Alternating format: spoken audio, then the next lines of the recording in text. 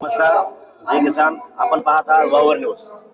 महाराष्ट्र शासन आयोजित महसूल व वन विभाग कार्यालय तहसील कार्यालय यांच्या विद्यमाने आज सिरसाळा या ठिकाणी शेतकऱ्याच्या संबंधित ज्या अडचणी असतात, रोज पावलोगणीच्या असंख्य अडचणी असतात, त्या अडचणीला कुठेतरी एक पर्याय असावा म्हणून या महसूल विभाग व वन विभाग यांच्या मार्फत तहसीलने जो कार्यक्रम या ठिकाणी ठेवला आहे, छत्रपती शिवाजी महाराजास्व समाधान शिबिर अभियान या ठिकाणी शासन राबवत आहे. आज आपण आहोत सिरसाळा या ठिकाणी. आज आहे 7 मार्च ते 15 एप्रिल पर्यंत हा टप्पा चालणार आहे. याची एकूण सव्वा महिन्यामध्ये 7 टप्पे आहेत. आज पहिला टप्पा सिरसाळा या ठिकाणी पार पडत आहे आणि याचा अंतिम टप्पा जो आहे तो परळी या ठिकाणी होणार आहे.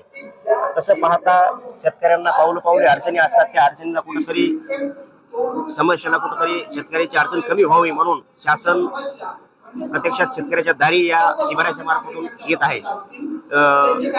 आपण पाहता एवढा मोठा कार्यक्रम या ठिकाणी होत आहे, पण पाहावं तसं किंवा असायला पाहिजेत एवढी उपस्थिती या ठिकाणी शेतकऱ्याची आपल्याला जाणवत नाही. त्याचं कारण काय असेल आज सांगता येत नाही का.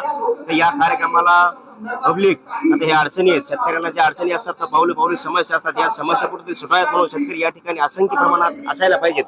पण किमान शेतकऱ्यांना या शिबिराचं माहिती नसावं किंवा शेतकऱ्याला या अडचणी नसाव्यात का, ही संख्या पाहून आपल्याला या ठिकाणी मनात प्रश्न उपस्थित आहे. पण असो जे आहे ते आपण या ठिकाणी दाखवण्याचा प्रयत्न करू. छत्रपती शिवाजी महाराजास्व समाधान शिबिर अभियान टप्पा पहिला जो आहे या ठिकाणी सिरसाळ्यात लागला गेला आहे. या ठिकाणी तहसीलचा कर्मचारी वर्ग मोठ्या प्रमाणात आलेला आहे आणि त्यांनी जे टप्पे दिले आहेत, प्रॉपर 15 टप्पे आहेत. त्या 15 टप्प्याच्या आडून अजून काही वेगळे टप्पे आहेत जे की शेतकऱ्याच्या समस्या सोडवल्या जातील. जवळपास 25-30 टप्प्याच्या म्हणजे जे काही अडचणी असतात, समजा तहसीलची अडचण आहे, राशन कार्डाची अडचण आहे किंवा KYC आहे किंवा PM किसान योजना आहे किंवा अजून जन्म मृत्यूची नोंदी, अशा असंख्य अडचणी सोडवण्याचा प्रयत्न या ठिकाणी शासन आपल्या शेतकऱ्यांच्या दारी येऊन हा कार्यक्रम करून घेत आहे. तरी आपण मध्ये जाऊन पाहूया की या ठिकाणी किती या टप्प्यांच्या हातून किती स्टॉल या ठिकाणी लावले आहेत आणि त्या स्टॉल मधून कुठल्या अडचणी या ठिकाणी सोडवल्या जाणार आहेत, त्या आपण सविस्तर मध्ये जाऊन पाहूया.